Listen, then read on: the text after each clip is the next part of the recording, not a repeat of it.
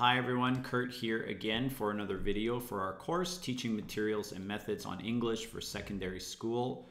As always, most of my content for this topic comes from the textbook Teaching by Principals by Douglas Brown and Hee-Kyung Lee. And today's topic is our second one on language assessment. Today we're going to be more focused on classroom-based assessment.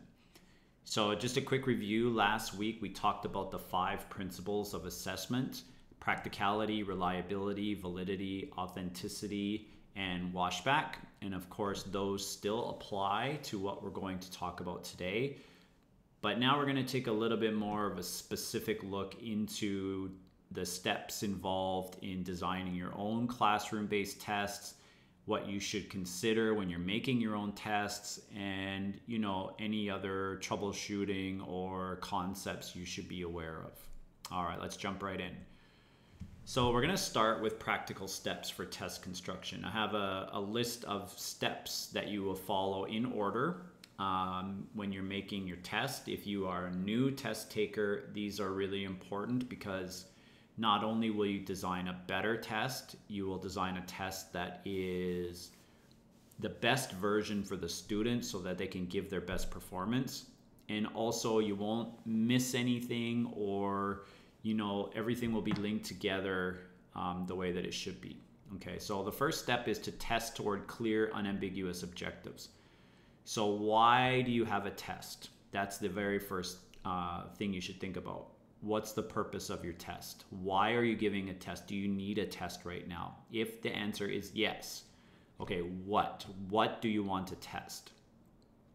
So you need to carefully list everything you think your students should know or be able to do. And they must be directly connected to the course material and your objectives. These objectives are your learning objectives. So actually you shouldn't need to list everything at the stage of test design, because you've already done that when you designed your course. You should have already listed at the very beginning of course design what it is your students should be able to do in your class. And so now that it's test time, you just take those particular skills or parts of knowledge that you just finished teaching, and those are what you test. So the objectives on the test also need to be not vague, and they need to be unambiguous so that students are very clear how and what they're going to be tested on. So here's some examples. This is from a unit test on communication skills. These are objectives and what is going to be tested. You can see all of these are specific and they can easily be observed and measured. So stating guesses about what happened, asking about who did something, talking about family and friends, and so on. Okay, step 2 then, from your objectives, you need to draw up test specifications. Okay, so test specifications are what we call a blueprint. This is what you use to plan, brainstorm, and outline the test that you're going to make. You're not actually writing specific test questions here. You're making the plan. This plan is for you, and it's also for your students so that they can use this information to prepare themselves academically, but also emotionally, to know what to expect on this test. Okay, so some guidelines for your test specifications. You need to include the topics that are going to be covered, the item types. That means test item types. Is it going to be multiple choice, fill in the blank, matching, short answer, something like that. The approximate number of items in each section. Maybe this changes, but it should be close. And then also time allocations for each section. This will allow students to really prepare before they go to the test, right? Like you think about before you take a test, you have high anxiety. Well, one way to lower their anxiety is to let them know exactly what's going to happen. You think about it. When you have a test, a lot of our anxiety comes from not knowing what's going to happen. But if you already know the kind of questions, how much time it's going to take, exactly what all the content is, and then you're able to study well for that, then you shouldn't have as much anxiety, whereas everything is a surprise. Okay, so here's an example. This is a 3-part exam. So here are some test specifications. So you can see the first major section is listening. It takes 15 minutes. Part 1, minimal sentence pairs. It tells the students what they're going to do. Choose the sentence they think they hear, how many pairs, how many themes, and then the different types of structures or grammatical patterns or content that they're going to run into.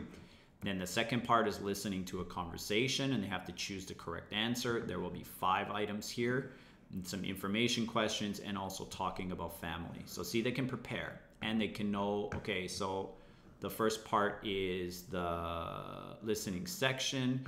That's going to cover 15 minutes. Okay, so I know that's what's going to happen. All right, second part then will be multiple choice. Now this will be 10 minutes long, 15 items in a storyline. It is a closed format. A closed format is when we have a paragraph or sentences, and what we do is we delete some words from the paragraph, and then students have to fill in the blank. Okay, so this one, these are the forms that they have to, so you can see it's more grammatical than in reading comprehension. Okay, then the third section is writing production. It'll be 15 minutes. There's the topic, and then here are the forms that they need to prepare for. So as a student, I go in and I know, okay, so I can only spend 10 minutes on the multiple choice section. I should only spend 15 minutes. They can plan and budget their time accordingly. Also for you use this when you actually write the test items. Okay, so then step 3 then is to draft your test.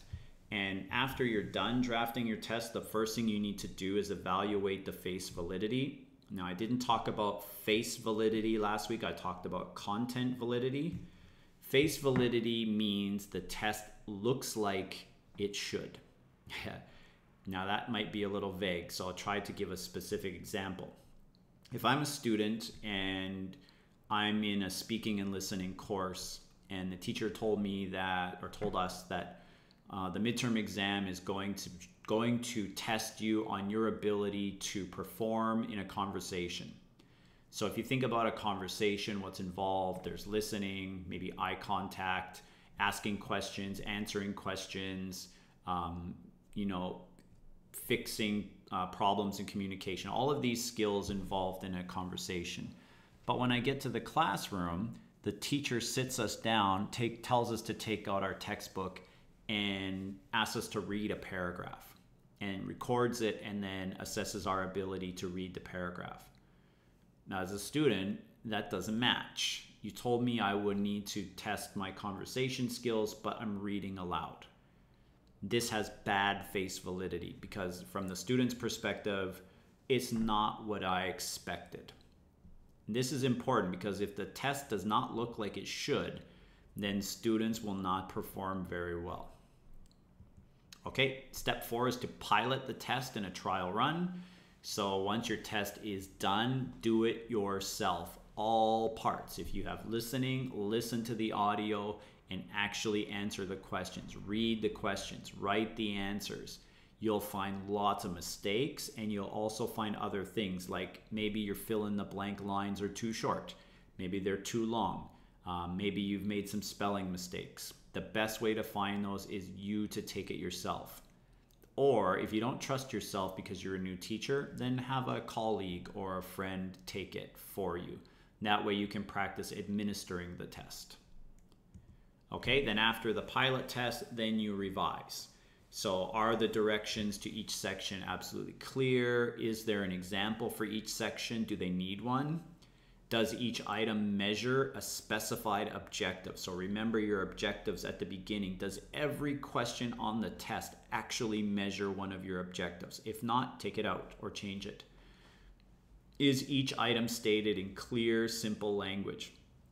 If your test is written all in English, make sure everything is simple so that the students can do the test without fear of not understanding. Does each multiple choice item have appropriate distractors? So the wrong items are clearly wrong. There's only one correct answer, but the distractors are alluring so that some students will still choose them. Is the difficulty of each item appropriate for your students? And do the sum of the items reflect the learning objective? So when it's all together, all the sections put together, does it tell you the story about their learning that you want it to?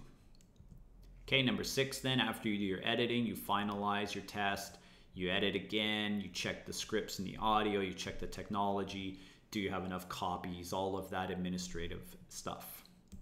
Okay, and then after the test, you're not done yet. You need to utilize your feedback. Once the test is over, immediately make notes and make any corrections. Oftentimes when we give a test, we'll find mistakes, or our students usually find the mistakes for us. Don't tell yourself that you'll fix it next time. You'll forget. Immediately after the test, go to your computer, make the changes, and if there's anything that you didn't like, sections too long, too short, make some notes, and then make the changes so that next time when you're ready to give this same test, it's already ready to go. Okay, and then number 8, provide ample washback. Feedback offers beneficial washback, and then use your test results to lead you to the next unit. Remember, washback makes learning and teaching better. So now the test is over. What do I need to change about my own teaching in order to improve their results next time? How can I take what they learned and carry that forward to the next unit? Okay, now next section is going to be talking more about how to help the students. And the first section is facilitating strategic options for the test takers. So before the test, what should you do, or how can you help the students? So as I mentioned before, give the students all the information you can about the test. So give them the test specifications. Encourage students to systematically review the material. A lot of students don't know how to study. Some students just continuously read the textbook over and over and over again. And that might not be very effective. Give practice tests or exercises, and they should look just like the kinds of items that they're going to find on the test that you're giving them. Have students create study groups. When they study in class, if you give them time, put them into groups and let them help each other. Implore students to get a good night's sleep. No one ever does, but it's so important. In fact, 3 days before the test, they need to get more sleep. It helps their memory. And remind students to show up early just in case things happen. Okay, during the test, have students look over the whole test first so they know what to expect. Remind them how to figure out how long each part will take, how many questions, how much time. Advise them to concentrate carefully. Remind them to read the instructions before they start answering questions, all of those small things. And then remind them to proofread their test before time runs out. Okay. After the test, so your feedback to the student should include what they did well, what they did not do well, and then possible reasons. Why did you not do as well on this section? What happened? Remind students to pay attention when you go over the test and ask questions. Why is this wrong? I don't get it. And don't take that personally. Some students don't learn and teachers feel offended. They feel like, oh, I already taught you. How come you don't know? Don't worry about it. It's just for whatever reason, when you taught it, they didn't get it. So try to figure that out, and maybe you can do better next time, or help them to pay attention better next time. Okay. Okay, next, establishing face validity. So I talked about face validity before. How can you do that? So make sure you provide a well thought out format. That format should be in a way that students are familiar with and they agree that that is a valid way to test their abilities. Make sure the test can be completed on time. Design clear, uncomplicated items. Design tasks that are familiar to students and it relates to their work. And then really try to gauge an appropriate difficulty level. It's hard in the beginning when you're a new teacher, but if it's too hard or too easy, students will feel this is not the right test for them. Okay, number 3, try to design authentic tasks. Now this is hard sometimes because of tests are typically not authentic just by nature, but a few suggestions. You can use natural and authentic language. Give the language some context. You can use a thematic organization. So all of the sections of a test, they have a theme or a storyline. So here's an example. When I used to teach in elementary school, students had a vocabulary section on the test, and that was fill in the blank. I would give them sentences with a blank, and they had to use the word that we learned in class to complete the sentence. But what I did, if there were 15 sentences, is I made a story about our class, and I even used their names, and I made it humorous. So while students were answering those questions, those 15 sentences, they told a story about them, and they found that very interesting. In fact, you could hear some students laughing while they're taking the test. This makes it more authentic because they're actually using vocabulary to complete a story about their own life. Okay, number 4, you should distinguish between summative and formative assessment. Use tests for formative assessment as well. So if you give students tests that are only for review, this could be considered formative because you don't care about the grades. It's about learning. Give them informal tests, more washback. Okay, number 5, work for beneficial washback. Remember, we can have both good and bad. Within a short amount of time after taking the test, students should be able to use the information about their competence that their test feedback offers. So basically, to make that simpler, once the test is over, very quickly, they should be able to find out how well they did and why, and how that can help them moving forward. And this can include peer feedback as well. And it's important that they really have access to the teacher. Teachers should always encourage students to come talk to them. Even though they may not be comfortable in the beginning, at least leave the door open for them. Okay, next section is alternatives in assessment. I'm not going to explain these in detail. If you're interested, you can ask in class or you can do your own research. But portfolios, journals, conferences, just class observation, and self and peer assessment in all 4 skills of English. These are other great ways to assess your students. It doesn't always have to be a paper and pencil test with multiple choice. These type of assessments offer way better washback for students because they're all more authentic. They're more use authentic skills, authentic language, and students are producing language rather than the receptive type questions like multiple choice where you just circle the answer and maybe you can guess. And portfolios and journals especially, it's a collection of the students' own work. So they feel very good about themselves when they're done because they can see their progress and they can see all of their output. Okay. The last type of assessment I'm going to talk about is performance-based assessment. So performance-based just means what it says. You're having the students perform the actual skill they need to learn. So maybe I'm trying to teach my students how to improve their communication skills. So the assessment will be a role play, something like that. Or they need to write and perform in their own drama. If I'm a science teacher, rather than giving them a paper and pencil test, I have them do the science experiment as the assessment. Things like that, more hands-on. So these are obviously more authentic because you're performing the actual skill that you would do outside of the classroom. So, in this type, students make an actual constructed response. They engage in higher order thinking with open-ended tasks. The tasks are meaningful and engaging. They call for the integration of language skills. So listening, reading, writing, speaking all together like in real life. Both process and product are assessed. So when we give a test, it's always just the product.